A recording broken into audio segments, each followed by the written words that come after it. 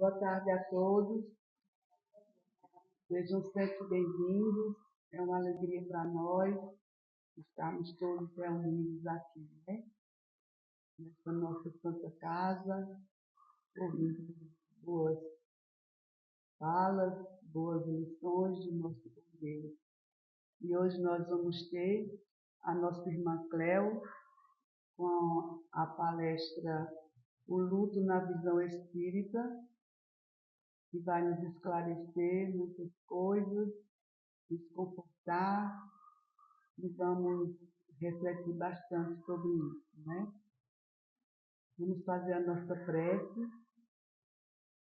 Deus Pai de infinita bondade, amado Mestre Jesus, espiritualidade amiga, obrigada por estarmos novamente aqui nesta casa, reunidos para ouvir a Tua palavra, Senhor, para aprender cada vez mais, refletir, analisar e fazer sempre a nossa prática do bem, que consigamos fazer o nosso caminho certo, sempre iluminado por vós, Senhor. Que nossa Mãe querida Santíssima Maria de Nazaré nos abençoe e abençoa todos os que estão aqui presentes, suas famílias, os encarnados e desencarnados, que também vêm em busca de um amparo, de um conforto espiritual, de luz e de paz. Que Nossa Senhora e nosso bom Jesus nos acompanhe sempre, nos guie sempre e que consigamos enxergar o caminho do bem. Que assim seja. E assim seja.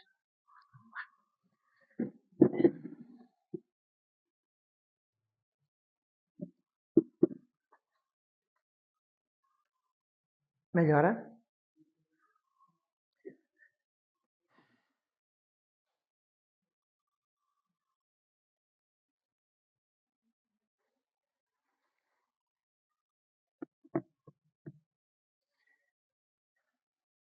Boa tarde. Depois de alguns meses afastada aqui dessa tarefa, com gratidão e esse sentimento de poder refletir novamente sobre o Evangelho, sobre a doutrina, que nós estamos aqui hoje trazendo um tema que a gente convive com uma constância muito grande e que raramente a gente consegue refletir dentro da doutrina espírita, dentro do Evangelho de Jesus. Né? Então, a nossa proposta hoje é trazer a minha compreensão, né? Quando a gente se coloca aqui na frente, a gente traz muito do que a gente compreende. Claro que a gente está totalmente fundamentado no Evangelho. Na verdade, hoje nós estamos fundamentados no Livro dos Espíritos, no livro 4, Esperanças e Consolações, as perguntas 934 e 936. Mas, de toda sorte, o Evangelho permeia as nossas relações porque é o nosso fundamento, é o fundamento de quem está se propondo a compreender os desígnios divinos, não é? Então, dentro dessa visão, e pela minha experiência recente de estar passando por esse processo, eu pude observar um distanciamento, né? Nós convivemos constantemente com esse luto, mas não vou falar exclusivamente do luto no sentido de perder pessoas queridas, mas com as perdas, não é? Na pesquisa, na leitura e nas conversas, a gente sempre vai ver que no campo psicológico o luto ele é ampliado, ele não só é preso a essa questão de que alguém desencarnou, mas ela é ampliado às nossas dificuldades de trabalhar as perdas. Então, a proposta da gente vai ser refletir, ampliar um pouquinho esse leque e trabalhar também essa questão das perdas. Claro que sem a presunção de trazer a psicologia em si, porque não é a minha praia, né? Não é o meu compreensão, mas tentando, de alguma forma, despertar em cada um de nós o desejo de se aprofundar e conhecer um pouquinho mais sobre isso, não é? Então, primeiramente, o que é luto? Eu gosto muito das definições para que a gente possa saber do que a gente está falando, né? Então, o luto é um estado emocional específico que se inicia com o rompimento de um vínculo de amor e se caracteriza com um período de enfrentamento de dor ou de perda. Então, ele vai além da perda pela morte. Ele pode ser desencadeado por diversas situações, separações, perda de um emprego, uma doença grave que faz com que a gente precise mudar a forma como nós vivemos, não é? E qualquer processo que interrompa aquilo que nós tínhamos estabelecido como nossa rotina pessoal. Então, toda vez que a gente se depara com uma situação drástica, não é? Que a gente está ali, mas não está, digamos assim, consciente de que aquilo está acontecendo. Então, a gente está acompanhando alguém que está doente e a gente está vendo ali, mas a gente ainda não tem a consciência de que aquela doença vai culminar com o desencarne. Então, quando o desencarne chega, a gente se choca. A gente tem um trabalho que tem um risco, né? E de repente, por exemplo, o eletricista tem um risco, aí leva um choque e fica com algum comprometimento. Ele não estava preparado para levar um choque e ficar comprometido. Vai ter que fazer alguma coisa, mudar, reclassificar, algo vai acontecer a partir daquela ação. Então, toda vez que a gente se depara com uma situação dessa, ela causa um trauma. Porque nós somos obrigados, não é? Obrigados assim, porque nós não estamos na nossa rotina, nós estamos saindo daquilo que nós estávamos acostumados. Nós somos, de certa forma, obrigados a rever a forma como nós estávamos nos conduzindo, né? E normalmente, essas situações, elas trazem tristeza, culpa, raiva, ansiedade e muitas vezes nos desestabiliza emocionalmente a ponto de precisarmos de uma ajuda profissional, porque sozinhos nós não conseguiríamos nos superar, não é? E é uma experiência individual, coisa que eu tenho observado, né? Cada pessoa, de acordo com as suas percepções, o seu conhecimento de mundo, a sua relação interior e a sua relação com o outro, né, com o ambiente, com as situações, ela vai reagir de uma forma diferente. Então, a partir dessa compreensão, a gente não vai basear-se, né? Porque A ou B ou C conseguiu superar e eu não estou conseguindo. Nem o outro olha e diz, fulano está conseguindo superar e eu não estou conseguindo. Ou superei muito rápido. Ou já, né? Porque cada um vai agir dentro daquilo que está pronto. Então, é uma singularidade. Há uma individualidade nessa reação ou nessa ação, não é? Enfim. E aí, no nosso fundamento, né? Que é o livro 4 do Livro dos Espíritos, a pergunta 934, a perda de entes queridos não nos causa um sofrimento tanto mais legítimo quando é irreparável e independente da nossa vontade? E a resposta: essa causa de sofrimento atinge tanto o rico como o pobre. É uma prova ou expiação e lei para todos. Mas é uma consolação poder de comunicar-vos com os vossos amigos pelo meio de que dispondes, enquanto esperais o aparecimento de outros mais diretos e mais acessíveis aos vossos sentidos, né? Então, a pergunta, o sofrimento de causa, não é? Porque é contra a nossa vontade. E a resposta é sofrido. Mas você tem acessos, tem formas de você se comunicar com aquele que partiu, que é sobre isso que a gente vai refletir hoje, não é?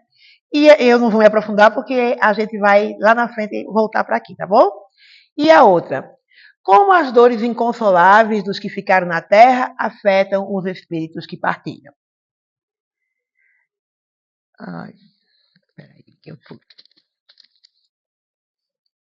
O espírito é sensível à lembrança e às lamentações daqueles que amou, mas uma dor incessante e desarrazoada o afeta penosamente, porque ele vê nesse excesso uma falta de fé no futuro e de confiança em Deus. e, por conseguinte, um obstáculo ao progresso e talvez ao próprio reencontro com os que deixou. Aí veio a minha pergunta. Bom, se eu ficar o tempo todinho pensando, especialmente naquele que partiu, eu não vou permitir que ele siga dentro da minha compreensão enquanto espírita. Não é? Me perguntei isso muitas vezes. E aí? Não é? Então, a minha proposta hoje não é falar de como eles estão lá e como é que eles reagem, mas é trazer o que é que nós podemos fazer aqui para que a gente possa sentir essa consolação e não ficar preso a essa perda, especialmente se tratar de alguém que partiu, não é? Para que a gente possa lidar com isso. Então, se eu fico aqui, se nós ficamos aqui presos ao que nós perdemos, nós trazemos para nós um monte de problemas em vários campos, né? Campo emocional, no campo da saúde, no campo espiritual. Quando a gente vai trabalhar algo que a psicologia vai chamar de ressignificação, a gente vai conseguir compreender, mesmo que minimamente, esse processo. Por quê? Porque tudo depende, sempre depende, da nossa condição enquanto espíritos imortais. Em que degrau nós estamos na escala evolutiva. Tem irmãos que já estão numa escala, já estão assim, tão assim, a vivência evangélica é tão constante, tão diária, tão real, que compreendem com a leveza, tem a tristeza, lógico, separar de alguém ou abrir mão de algo que é significativo sempre traz uma tristeza, mas é aquela tristeza, né, que é momentânea e que segue. E outros de nós ficamos presos semanas, meses, anos, não é? Porque não conseguimos aceitar aquela nova situação. Não conseguimos ressignificar a ponto de compreendermos e seguirmos. E ficamos presos naquilo dali. E a gente sabe, pelas instruções dos espíritos, que as nossas companhias espirituais, elas são construídas através da nossa forma de pensar e da nossa forma de sentir. Então, é a nossa forma aqui, enquanto encarnados, que vai nos dar a condição de seguir. Não é? Porque aquele irmão que desencarnou e está harmonizado, digamos assim, ele vai seguir, independente da forma como nós queremos que ele continue aqui. Então, assim como para nós depende da nossa condição espiritual, para aquele que desencarnou também.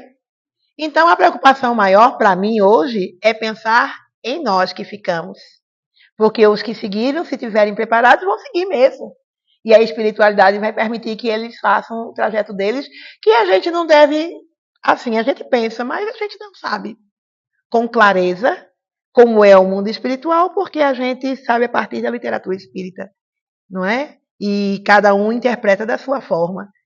Então, ficar aqui divagando se foi, se não foi, onde está, onde não está, são divagações.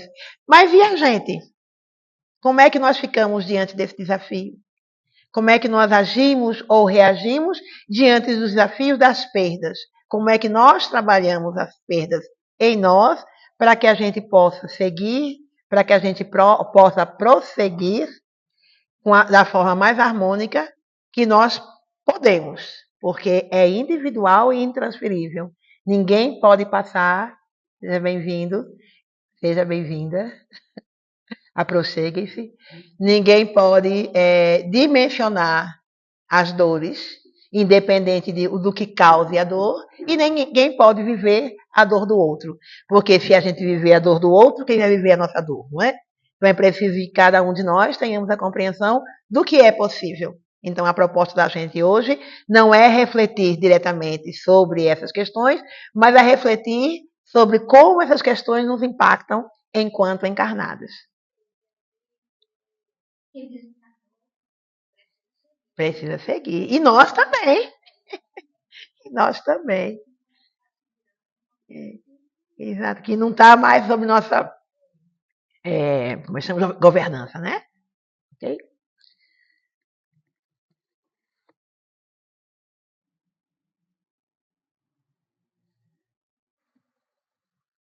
Então, Como lidar com o luto? Assim como acontece por causa da morte de um ente querido, vivenciar os estágios do luto quando uma relação afetiva chega ao fim é fundamental para lidar melhor com a perda e seguir em frente. Aqui o tema abrange não só a perda no sentido de morte, mas a perda do ente querido no sentido de algo que acabou. Né? Qualquer relação que acaba, né? Ou que é preciso dar uma pausa. Eu lembro que no velório de Milson foi chamado um padre, né, um franciscano, e ele falou, eu não me lembro muita coisa que ele falou, mas foi algo que ele me tocou, que ele disse assim, a morte é como um dia qualquer. E eu fiquei pensando muito sobre isso, né? E aí ele fala, que triunfo! A gente amanhece com um sol maravilhoso e no meio do dia vai fechando, vai chovendo e vai relatando aquilo dali, no outro, mas a gente sabe que apesar da chuva, ainda tem um sol lá fora. E ele foi falando assim sobre essa questão do dia qualquer, e eu trazendo para nossas reflexões sobre o nosso despreparo, novamente, com a questão das perdas. Como a gente é criado para achar que a gente não vai perder nada na nossa vida, que a gente vai viver uma vida assim constante. Daqui as coisas só vão melhorar. Em momento nenhum da nossa vida as coisas não vão ficar bem. E quando a gente olha para a nossa vivência, à medida que a gente vai passando, a gente vai vendo que a maior parte do tempo as coisas não estavam bem. Quando a gente para refletir mesmo na proposta do autoconhecimento, na proposta da reforma íntima, não é? Para reconhecer as nossas imperfeições, a gente percebe o quê? Que na maior parte do tempo não está tudo bem. Né? O bem é uma palavra muito forte. Não está. A gente está sempre buscando aquilo que a gente já faz bem, a gente quer melhorar, aquilo que a gente não faz bem, a gente quer aprender, os desafios a gente quer superar. Então a gente está constantemente trabalhando com as perdas. E não sei se é uma impressão minha ou se é mesmo, de forma inconsciente. A gente não toma consciência dessa transformação, desse momento em que a gente está abrindo mão de algo e que em algum momento a gente olha para trás e diz, puxa, que bom que eu consegui abrir mão, porque o que veio não é que é melhor, mas através desse processo eu me transformei numa pessoa melhor. Eu aprendi com esse processo. Não é se o que eu perdi era bom e o que eu recebi não é troca, não é barganha, não é isso. É constatação e aprimoramento. Então, cada momento que a gente é colocado em xeque, a gente olha e pensa, e agora? O que é que eu faço? E essa reflexão, o que é que eu faço? Eu sempre vou ter, no mínimo, duas escolhas. Vou escolher o que agora? Aí eu escolho me permitir me colocar na mão da espiritualidade, me permitir que a espiritualidade me guie. Não, vou me revoltar. Não escolher. E aí o caminho, quando eu me revolto, eu escolho o caminho mais difícil. Quando eu me permito ser ajudada, eu escolho um caminho menos difícil. Porque às vezes a gente quer ser ajudado, mas não quer, né? A gente quer ser ajudado naquilo que a gente quer. E aí, quando os benfeitores espirituais trabalham, eles trabalham naquilo que a gente precisa.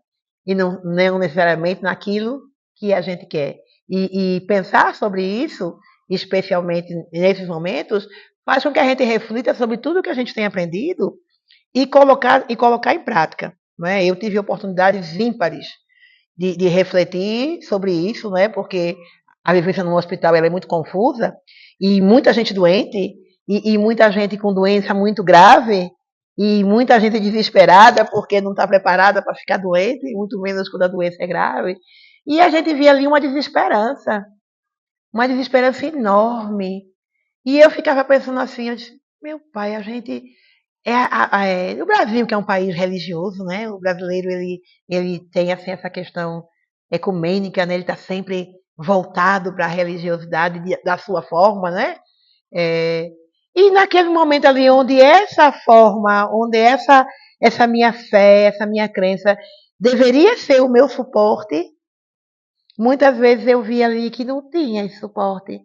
E eu me coloquei também as minhas crenças em xeque muitas vezes quando eu não me sentia, né? Quando eu não achava que eu tinha suporte, não é? E de repente, como a gente costumava dizer lá, do nada acontecia algo bom diante de tantas coisas, e a gente percebia ali que a gente não estava sozinho e que a gente tinha um suporte. Então, eu aprendi, né, eu tenho aprendido nesses anos todos de doutrina, né, que a doutrina espírita ela realmente é um diferencial na minha vida, não é? Que essa fé raciocinada, hoje a gente vinha, eu fui para a Serra ontem e vim hoje, né, e a gente veio com uma pessoa no carro, e a pessoa estava perguntando sobre uma questão uma determinada denominação religiosa que ela tem por dogma batizar os mortos. E aí a pessoa perguntou o que era o batismo pelos mortos. E aí a gente foi explicando, né? E aí ele disse assim, como é que isso acontece? Aí disse, é um ritual em que alguém se batiza no lugar daquela pessoa. E pode ter quantas pessoas? Pode ter quantas pessoas tiver. E como é o batismo? Por imersão. Quer dizer, se tiver uma pessoa só, ela vai ser mergulhada na água. Se tiver 100 pessoas para batizar, vai mergulhar a pessoa 100 vezes? Ele disse, vai mergulhar a pessoa 100 vezes. Com que propósito? Né? E aí a gente disse, como é bom a gente ter uma fé raciocinada. Não é? Não sei, nunca entendi muito bem o propósito, mas estou tentando responder a sua pergunta. E aí a gente traz, né, que o Espiritismo ele se propõe a nos trazer as reflexões. Não é? Algumas pessoas conseguem encontrar todas as respostas. Eu ainda não consegui encontrar todas as respostas, não é? Mas eu sei que à medida que eu for me aprimorando, eu vou encontrar muitas respostas, não sei se todas, não é? Mas muitas. Por quê? Porque a reflexão ela é individual. A espiritualidade ela nos tenta nos esclarecer à medida da nossa evolução, à medida daquilo que nós estamos prontos. E saber que a gente tem esse consolo, que tem esse amparo diante das perdas dessa espiritualidade, quando a gente se abre para ela, é realmente consolação. Tanto que no livro dos Espíritos está lá, no último capítulo, Esperanças e Consolação, que é o livro que gera Céu e Inferno. E quando a gente vai ler Céu e Inferno, a gente vai ver, não é, que de acordo com a nossa gradação, é como nós nos encontramos diante da espiritualidade.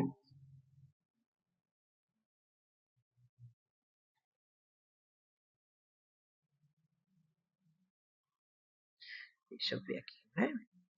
É importante processar a dor, falar a respeito, compreender os seus sentimentos, expressá-los e enfrentar o desconforto vivenciando. Trata-se de um processo árduo, mas que facilitará a superação. Em linhas gerais, esse processo ele tem 4 fases: negação, raiva, barganha, depressão e aceitação. Então, no processo da negação, que é um mecanismo de defesa, que ajuda a processar a realidade vagarosamente, mas pode prolongar o sofrimento. Então, é aquele processo, né? A gente pega de surpresa, perdeu algo que era muito valoroso. E a gente não quer, de jeito nenhum, pensar sobre aquilo.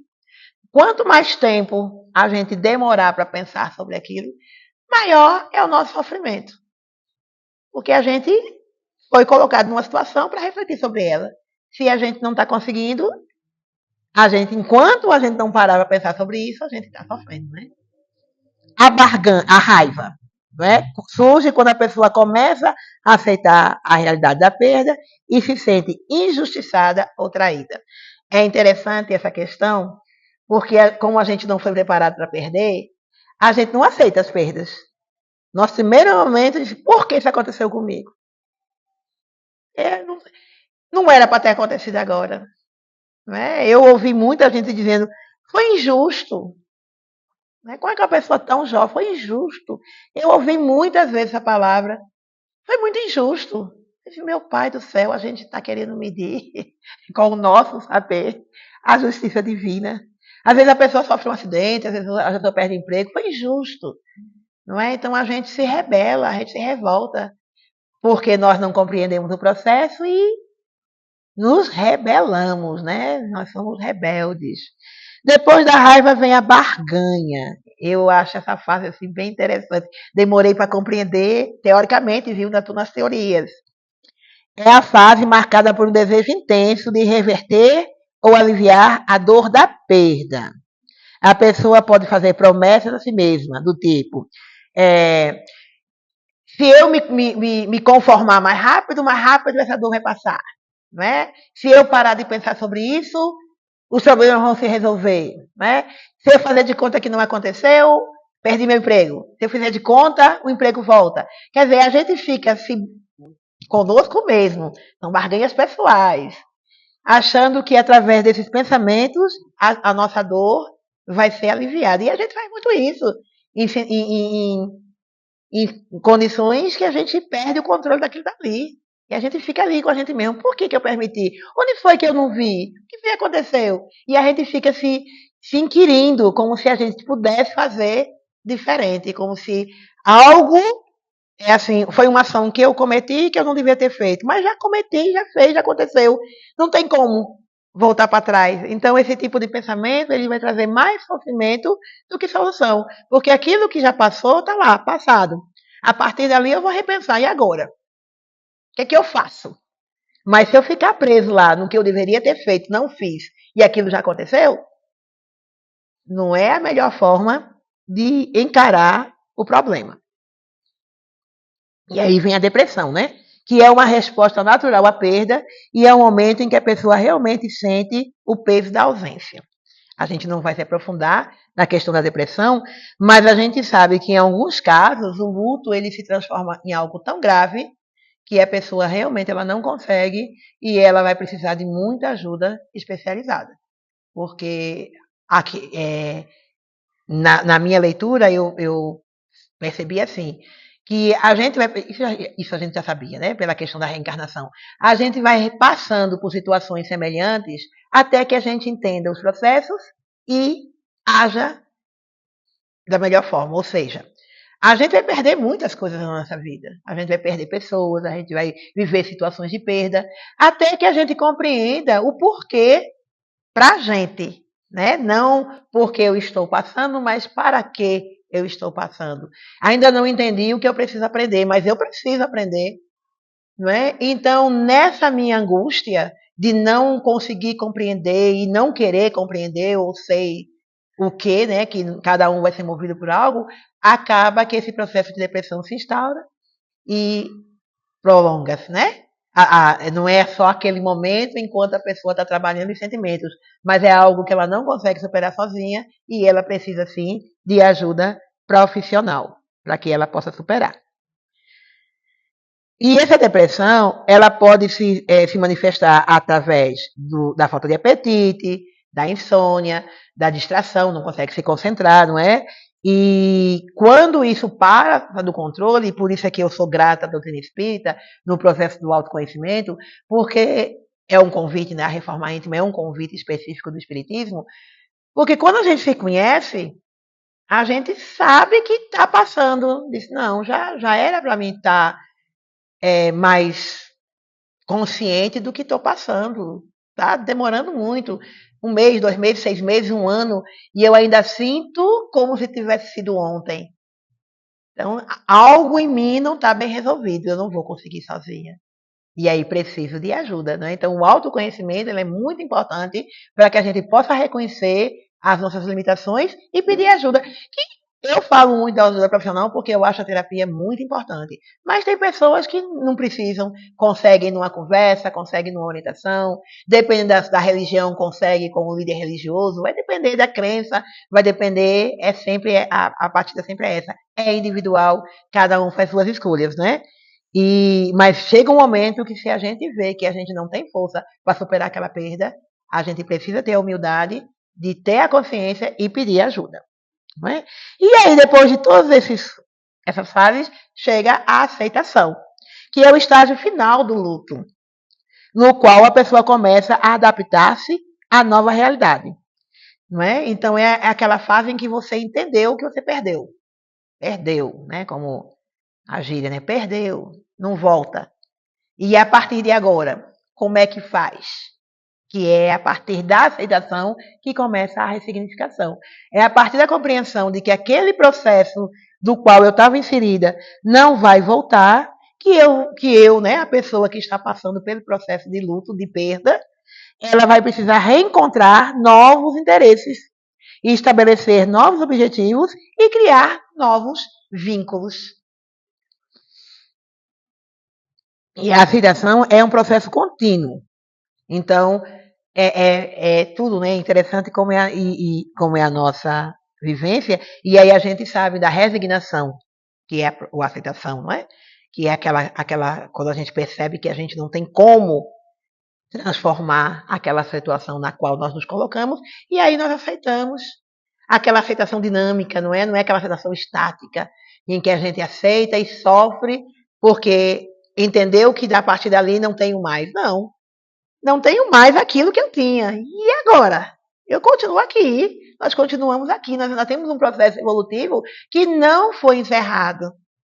Porque o encerramento de cada um é de cada um. Aquele que passou pela situação, aquela situação, digamos, de novo como exemplo, de saúde, de trabalho, de relacionamento que acabou, aquele caminho acabou. Oponopono. Até ali caminhamos juntos e agora cada um vai seguir a sua direção. E eu agradeço por aquele momento, mas sigo em frente, não é? E ter essa consciência facilita a nossa vida, porque a gente vai conseguir, em algum momento, se a gente se propor a isso, seguir. E a gente precisa seguir, porque a vida não para, né? A vida não para porque eu parei. E o tempo que eu parei, a vida seguiu. E quando eu acordo, e aí tem aquela questão do remorso, que aí eu olho para trás e digo, puxa vida, fiquei aqui presa na minha dor, a vida continuou e agora? Quanta coisa eu poderia ter vivido e eu não vivi, não é? Então só piora, né? Os sentimentos negativos, aquelas ações negativas, elas só se agravam através nessa proposta da não aceitação, né? Da nossa rebeldia. E aí tem uma parte da psicologia chamada psicologia fenomenológica, que me agrada muito porque ela trabalha o sentir. Essa parte da psicologia, pelo que eu entendi, ela diz assim, que o sentir, ele é atemporal. Não existe tempo para sentir. Você pode pensar hoje em algo que aconteceu na sua infância e sentir a mesma dor que sentiu quando viveu isso lá atrás. E na condição do luto, quando a gente perde algo, a gente volta. E a gente lembra de quantas coisas a gente perdeu, ou quantas pessoas a gente perdeu, ou quantas oportunidades a gente perdeu. E a gente fica meio sem saber o que fazer com esse turbilhão dentro da gente, não é? Então, ela estuda o luto como uma vivência que rompe os sentidos habituais do mundo, convidando uma ressignificação. Ela nos propõe, eu estou falando da fenomenologia porque é a terapia que eu faço, né? Então eu estou sentindo nela essa ajuda, né? Esse caminho está me ajudando a me encontrar, a encontrar novos caminhos, através da ressignificação. Então a gente olha para a nossa dor, a gente sente a dor, a gente percebe a dor, mas ela acaba. E eu gosto muito porque ela me lembra muito os fundamentos do Espiritismo, né? Tudo acaba. Se está bom, um dia acaba, mas se está ruim, também acaba, porque a vida aqui ela é efêmera. No mundo, nesse plano material, em algum momento as coisas vão se acabar, porque aqui não é a nossa verdadeira vida.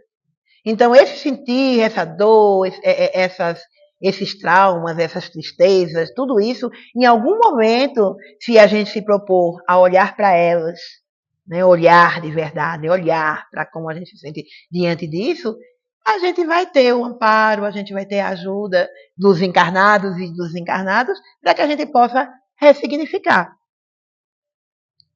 E aí, através dessa ressignificação, ela vai trazendo alguns conceitos para a gente refletir, né?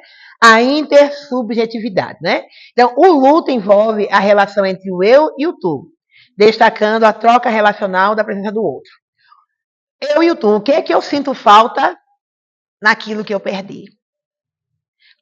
Quando eu paro para pensar naquilo que eu perdi, o que a gente lembra? Por exemplo, eu saí do meu emprego. E aí eu lembro só dos bons momentos. Mas era tão bom, né? A gente tinha aquele momento que se reunia, a gente tinha o trajeto, tinha as pessoas que conhecia. E a gente vai lembrando das coisas boas. E aí ainda vai se sentindo assim, né? Mas também teve momentos que não foram tão fáceis. E que a gente olha assim, puxa vida, eu tinha problema de relacionamento. Quando eu entrei na empresa, não falava com fulano, mas quando eu saí, a gente era amigo. Olha, coisa boa. Eu, apesar de ter perdido aquilo, mas ficou uma coisa boa que eu vou levar. Que não ficou, não se perdeu, não ficou lá. Veio comigo, né? As coisas boas que naquele momento pareciam ruins, mas no meu processo de ressignificação, eu já vi como eu aprendi e eu trago comigo e eu vou levar comigo. Aquilo que eu vivi na minha existência, a minha bagagem não material, eu vou levar comigo para onde eu for. Faz parte de quem eu sou a partir daquela experiência. Então aquilo passa a fazer parte de mim até o momento em que eu achar que não serve mais e substituir por outra coisa. E aquilo que serve mesmo, que eu vou ficar, eu vou levar. Como diz Haroldo, aquelas experiências dignas da imortalidade, levamos para a imortalidade. Né? Então essa relação entre eu e o tu, entre eu e aquilo que eu perdi, ela é intensa enquanto eu não consigo olhar assim, de forma amorosa para aquilo que eu perdi como divisor de águas. Não é? Ficou lá. E agora, a partir daqui, como é que eu sigo? Como é que eu vou seguir a minha vida a partir deste não tenho mais, daquilo que não está mais comigo? A mudança abrupta, no caso mesmo da morte, não é do desencarne. A morte de um ente querido causa uma ruptura significativa na vida do enlutado. Porque do dia para a noite a sua rotina mudou. Especificamente na questão da perda de alguém da convivência. Você tem uma vida com aquela pessoa, seu pai, sua mãe, seu irmão, seu marido, seu filho, um vizinho muito próximo, qualquer pessoa do seu ciclo, um grande amigo, não é? E a partir dali você vai precisar rever a sua rotina. Não é aquela pessoa que você tinha uma vida, que você fazia coisas iguais, que quando você chega num lugar você lembra, e ainda dói porque lembra, mas depois você lembra, puxa vida, como foi bom ter feito isso, ou ter feito aquilo, ou ter vivido isso. Talvez se eu não tivesse conhecido determinadas pessoas, eu não tivesse vivido, né? Eu não estaria onde eu estou hoje. Então, pensar sobre a mudança abrupta, especialmente no caso de um ente querido, mas num acidente em que a gente sofre um acidente grave e perde um membro ou entra em coma e passa sei lá quanto tempo e quando a gente volta a gente lembra que sofreu um acidente e não sabe o que aconteceu. E como é que a gente vai viver a partir desse lembrar, a partir desse vácuo que ficou na nossa vida, mas que a gente está ali. E a gente não lembra e as pessoas estão contando o que aconteceu, como foi, e a gente não lembra. Porque entrou em coma e o coma não permitiu que a gente lembrasse, mas a vida continuou. E quanta coisa aconteceu e a gente não sabe o que aconteceu. Não é? Então, quem fica, não é? Quem passa por isso se sente, fica um espaço, né? Fica um vazio. E que precisa ser preenchido. E é um momento espetacular, de acordo com as nossas reflexões evangélicas, de transformação para o bem. Porque quando a gente abre mão de alguma coisa, a gente pode escolher o que é que a gente vai preencher ali. E eu vou preencher das mesmas coisas? Ou é o meu momento de refletir e preencher de coisas diferentes? Quantas coisas eu gostaria de ter feito e não fiz porque aceitei aquele emprego, porque namorei aquela pessoa ou porque fui para aquela cidade? E que eu agora posso repensar sobre elas e algumas eram significativas e eu posso dar continuidade àquele projeto. Então, o que aparentemente parece ser uma tragédia, não é. Por que não é? Porque é a lei. A lei está lá. Destruição, não é não, Wagner? A lei de destruição, a gente estudou sobre ela essa semana. É preciso quebrar algo para que aquilo possa ser reconstruído. É uma lei. Então, em algum momento, a gente vai passar, porque é uma lei de Deus, é uma lei universal. Não é? A gente vai se preparando, e a gente deveria se preparar, desde sempre, para as perdas. Quanto mais preparados nós estivermos para as perdas, menos nós seremos impactados por ela. Corporeidade, né? Espiritismo na sua essência. Mesmo com a ausência física, o outro continua presente de forma ressignificada.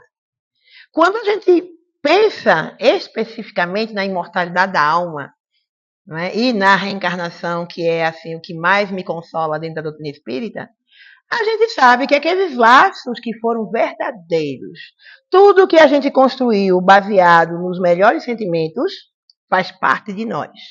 E nós vamos levar onde nós estivermos. É com uma amizade, não vou falar nem amizade, assim, na relação mãe e filho, ou pai e filho, né? Que é uma relação assim, meia turva, mas extremamente amorosa, né? Aí um vai, muda-se para um outro país, para um outro lugar, e a gente temporariamente fica sem ver. O amor acaba? Não é? Mas a mudança, às vezes a gente, assim, quando eu cheguei aqui em Triunfo, eu achava interessante, eu conheci muitas famílias que passaram assim 20, 30 anos, os filhos foram mandados para outros estados, né? E só voltavam depois de aposentados. 25, 30, 35 anos sem vir à cidade natal. Agora é mais fácil, né? Agora tem outras condições, mas há 15, 20 anos atrás, viajar, né, não era uma coisa tão acessível como é hoje. E os pais só vinham os filhos, ou se tivessem muito doente, que eles davam um jeito de vir, ou quando os filhos se aposentavam. E acabou o laço, e acabou o amor. Então, a presença física, ela não ela é um pré-requisito para que a gente está encarnado, né? Mas a não presença não quer dizer não presença. Complicado, mas não é para nós espíritas, não é? Não é porque eu não estou ali interagindo naquele momento que aquele laço foi destruído. Aquele laço, se ele é verdadeiro, se é um laço.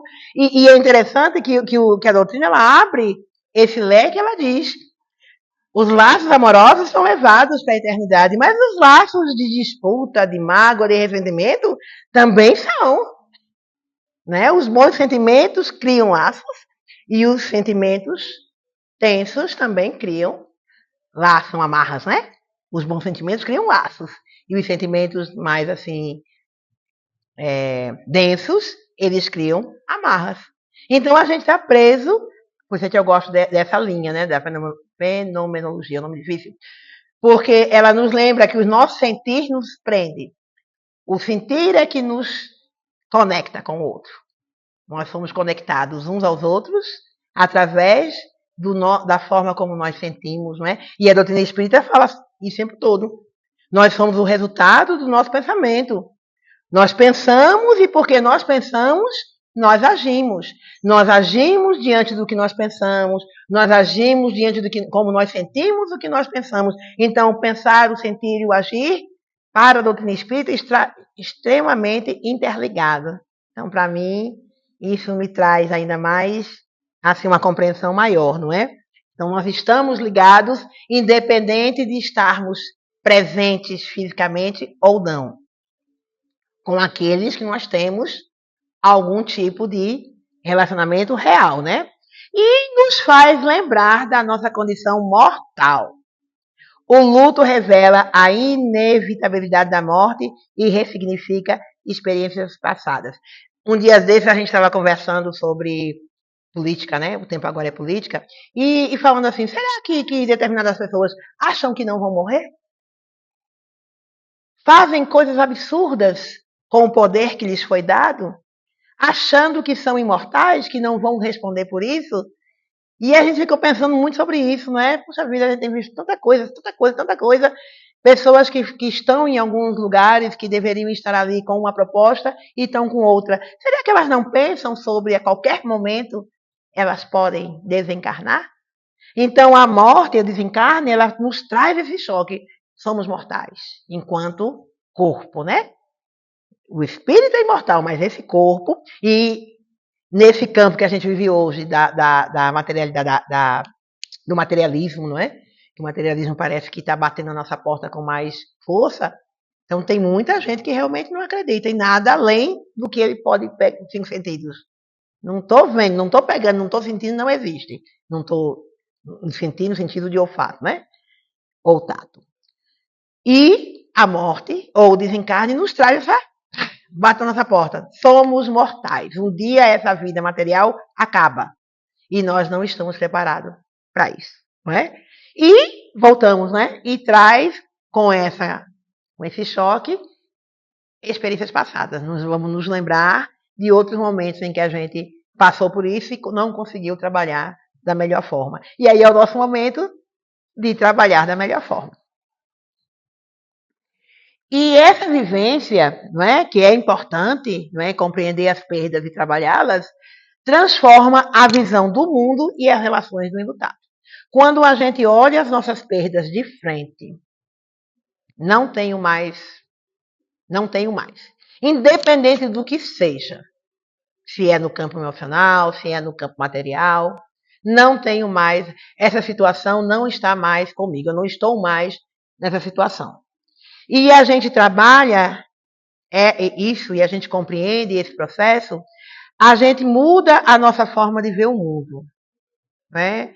A gente passa a ser mais indulgente com a dor do outro. Eu percebo muito isso, assim, em situações de pessoas que passam por situações dolorosas, independente de que tipo de situação. Elas começam a olhar quando elas trabalham essa situação de uma forma dinâmica, ou seja, entenderam os processos. Elas conseguem ser mais indulgentes, elas conseguem ser mais amorosas, elas conseguem ser mais acolhedoras, mais receptivas com a dor do outro, não é? Então, é algo que vem, é uma lei. Quando a gente nasce, a gente já sabe que em algum momento a gente desencarna. Então, é uma lei. A gente não vai virar semente, por mais que a gente queira, não vai ficar. Então, se é uma lei, tem que ter um propósito. Porque Deus, na sua perfeição, não cria aleatoriedade. Não existe uma lei que seja aleatória. Por quê? Por nada, é só porque eu gosto de brincar. Não. Existe um propósito.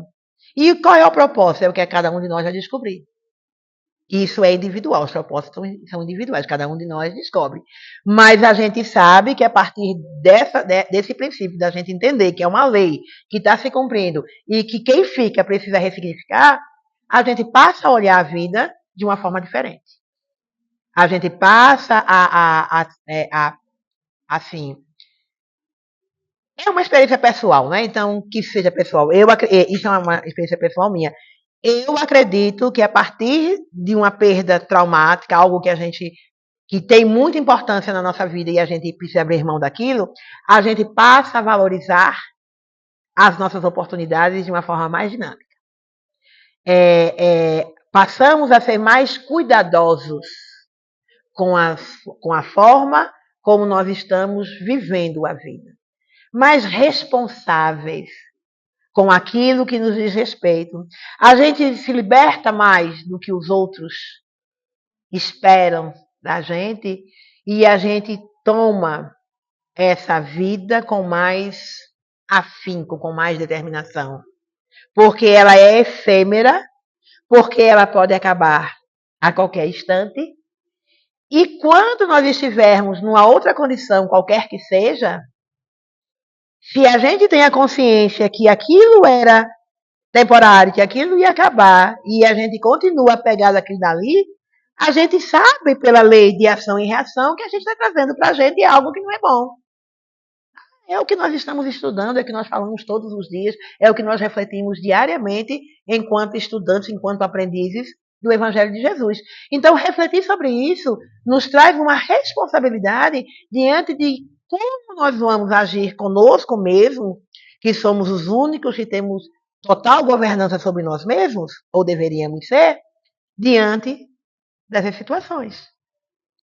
E aí, quando a gente traz essa responsabilidade para a gente, não terceiriza, né? Não é, a culpa não foi de A, não foi de B, não foi da política, não foi do governante, não, foi algo que faz parte de uma lei e que aconteceu. Por quê? Vamos descobrir? Para quê? Vamos exercitar? E aí tem essa, né? A gente falou sobre muitas coisas, mas enquanto palestra espírita, a gente vai trazer uma fala eu gosto muito desse palestrante, Raul Teixeira, gosto muito dele. E ele fala assim, é um videozinho de 6 minutos, né? Longo, um pouquinho comprido, mas é uma fala tão interessante para nós espíritas sobre o desencarne, sobre perdas e por que nós temos os nossos receios. E se eu ver se eu não consigo passar aqui, vamos lá. Dom Esque aqui. E acho aonde? Vamos lá. Vamos lá.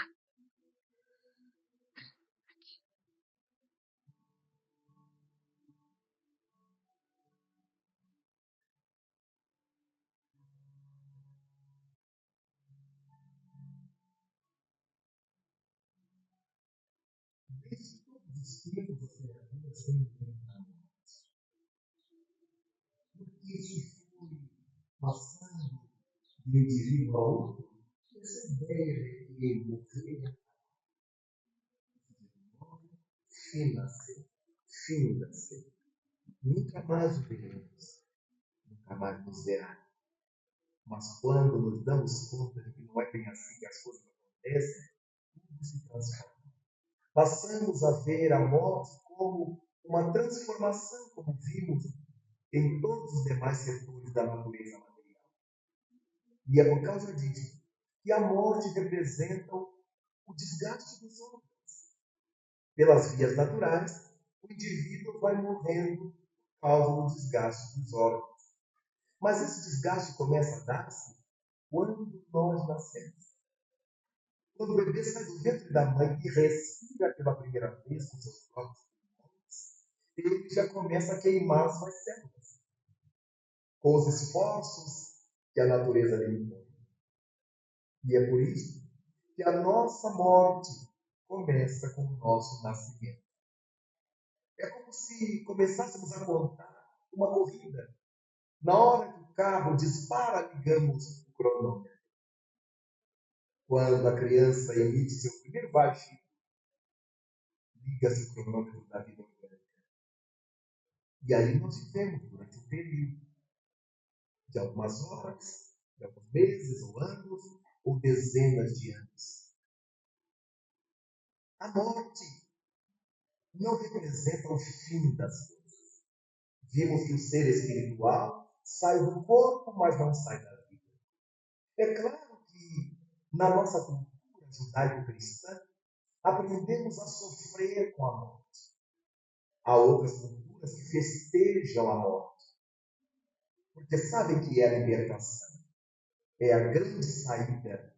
Mas como nós temos essa herança religiosa judaico-cristã, tudo para nós é regado a muito sofrimento, a muito tormento. Para completar, as religiões tradicionais trataram de envolver o fenômeno da morte no que há de pior, em panos negros, em panos roxos, com muitos cílios, com muita lágrima. E temos essa sensação de que o nosso ser querido morreu definitivamente. Mas Paulo nada. Paulo de Tarso anuncia: se Jesus Cristo ressuscitou, todos nós ressuscitaremos. E essa ressurreição de Cristo não é em nível físico, é em nível espiritual. Porque, afinal de contas, em nível físico é impossível ressuscitar. O nosso corpo sofre os efeitos do que dizem, da deterioração da matéria. O nosso corpo se desfaz, vira água cheia de moléculas, de átomos, que vão sofrendo as transformações até nos mortais. Logo, esse corpo não retornará mais. Aqueles que imaginam uma ressurreição da carne não pararam para pensar na complicação que seria para a divindade realocar átomos e moléculas para formar um corpo original. Teria que desfazer de dezenas de outros corpos que já se banquetearam e se serviam dos elementos desse corpo anterior. É muito mais fácil admitir que não é por aí que as coisas acontecem. Nossos mortos estão de pé. Eles continuam vivos nessa outra dimensão. Mas para onde vão depois que morrerem? Para o céu, para o inferno, para o purgatório, para o limbo? Nada disso. Voltamos ao lar primitivo, ao mundo espiritual, ao mundo dos espíritos. É de lá que viemos para a terra. É para lá que retornaremos ao sair da terra. Esse mundo normal primitivo é a realidade que nos circunda. Todos nós estamos circundados, imersos nesse mundo normal primitivo, o mundo dos espíritos. Inferno. Esse não é uma questão do mundo dos espíritos, é da alma humana. Nós construímos em nós mesmos o nosso inferno, com as nossas atitudes incorretas, com nossos crimes, nossos vícios, nossa preguiça. E o céu, Da mesma forma, nós construímos o próprio céu que desejamos para nós, pela obediência às leis de Deus, pelo serviço ao bem do próximo. O purgatório é aqui mesmo na terra. O purgatório é um lugar onde se purga, onde se limpa, se lixa, se lima as anfactuosidades que carregamos, as irregularidades que carregamos, e esse purgatório é o planeta Terra. Deus espera que criemos esse reino dos céus em nossa intimidade, porque tal vida, tal será a morte.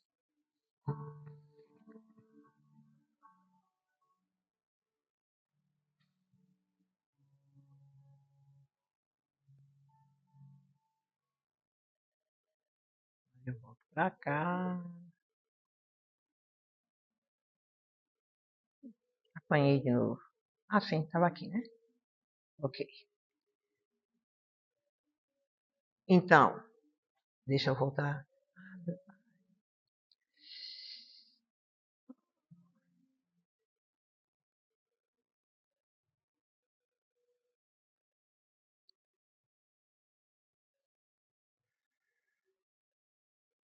Então, aí ele fala, né? Eu gosto muito do Raul Teixeira. Eu acho que ele é assim, muito claro, muito objetivo e nem tem uma forma tão difícil de falar. Tem alguns palestrantes que a gente não consegue acompanhar. E ele fala sobre essa questão do céu e do inferno, que é justamente a reflexão nesse campo das experiências e consolações.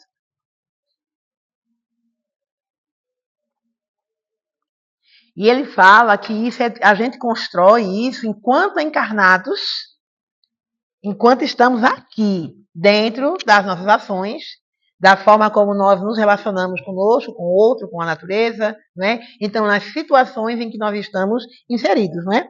E aí tem algumas sugestões para que a gente possa, enquanto encarnados, não viver no inferno, não nos preparar, enquanto, como é que ele fala, que aqui é o purgatório, né? Enquanto no purgatório a gente possa se preparar para estar no céu e não no inferno, não é? E entre essas sugestões ele fala assim, permita-se sentir. Nós vivemos um momento da nossa existência que ficar triste, angustiado, preocupado, não pode. Não, você tem que estar feliz. Quantos de nós não recebem todo dia de manhã 1 milhão de mensagens? Oh, seu dia vai ser muito feliz. Hoje vai ser só felicidade.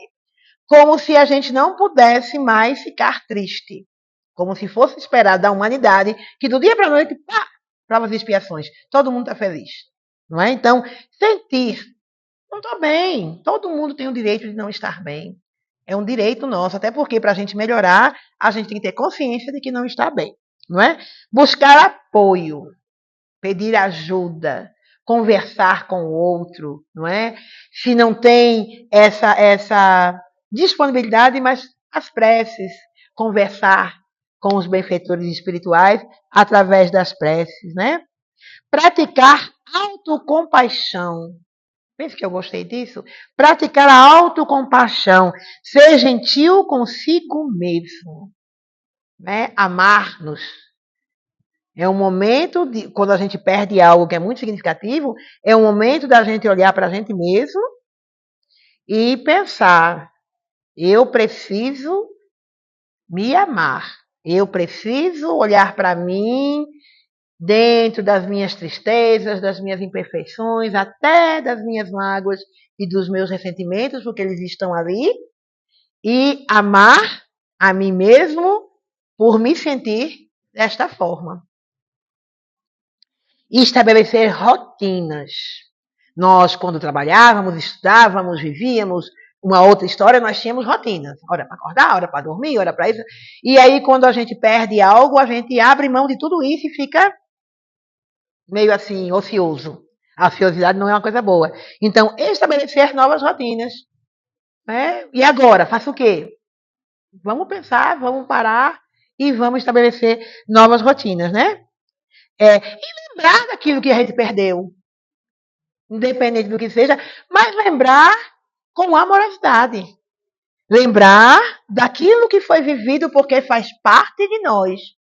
Tudo que a gente viveu, A gente é quem a gente é hoje a partir do que nós vivemos. Então, tudo que a gente viveu é significativo.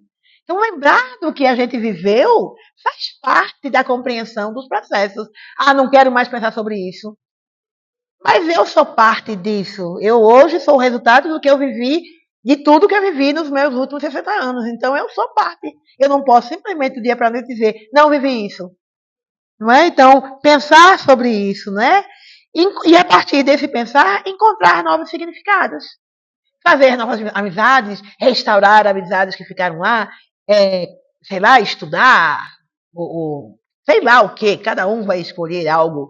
Mas, independente do momento de perda, independente do que nós tivermos perdido, independente do nosso sentimento em relação ao que era e que hoje não é mais, o primeiro passo é nós olharmos para nós mesmos com essa compaixão necessária para que a gente possa se aceitar.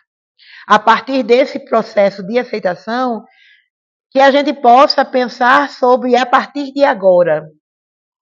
Não é? E a partir de agora. Porque a gente tem aprendido ontem. Não vem, não tem como, não existe. Ficou.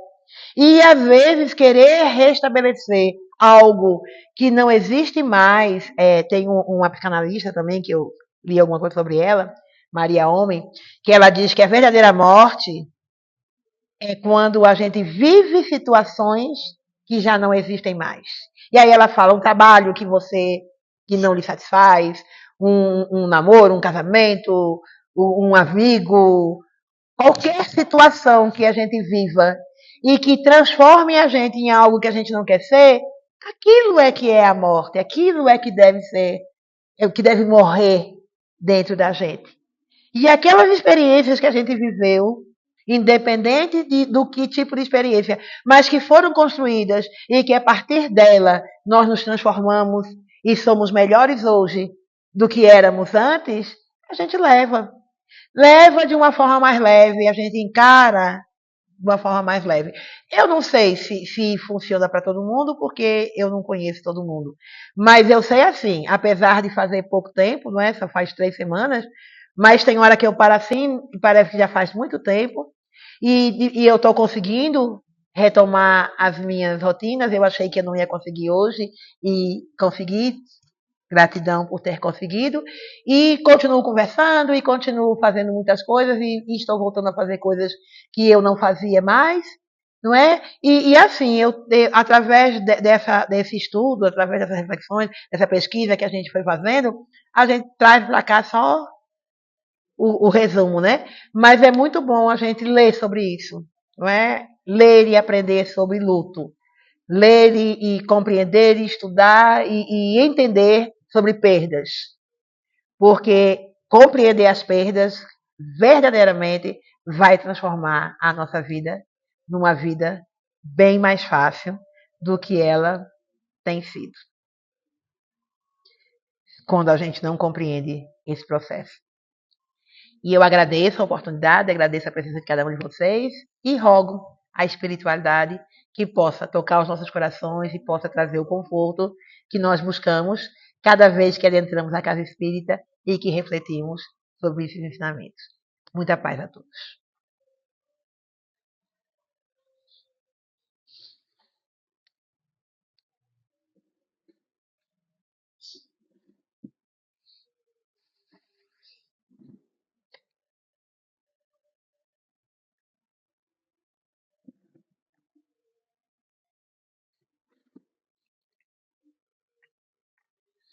Que bom que nós temos mais pessoas aqui hoje no nosso centro, né, ouvindo essa palestra tão interessante.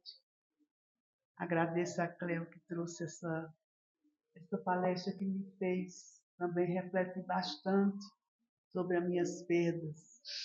Né? Perdi muitas pessoas queridas, cuidei delas um tempão. E o interessante é que, ao mesmo tempo que eu estava cuidando delas em hospitais, eu estava me preparando espiritualmente para algo que eu nem sabia que ia me acontecer. E estudando a doutrina e procurando entender. E logo Um ano mais ou menos depois da perda da minha mãe querida, eu comecei a perceber que eu estava perdendo a minha visão.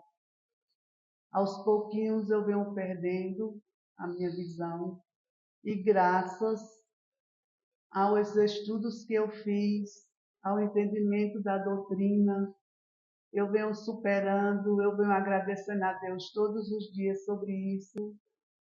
E realmente, Cleo, a gente se sente leve com esse entendimento, com essa compreensão das perdas, né? Não só de pessoas queridas, de algo mais, mas de coisas que acontecem na sua vida assim inesperadamente. E sempre, sempre eu digo, muito obrigada, meu Deus, muito obrigada por ter aprendido bastante dentro da doutrina e agora comecei com essa fala sua hoje me fez entender mais ainda, me compreender mais ainda assim a minha situação. Agradeço a presença de todos, que Jesus tenha sempre conosco aqui, que vocês sempre venham, é um prazer para nós estarmos todos aqui reunidos e pedimos à nossa Cleo que faça a nossa prece final.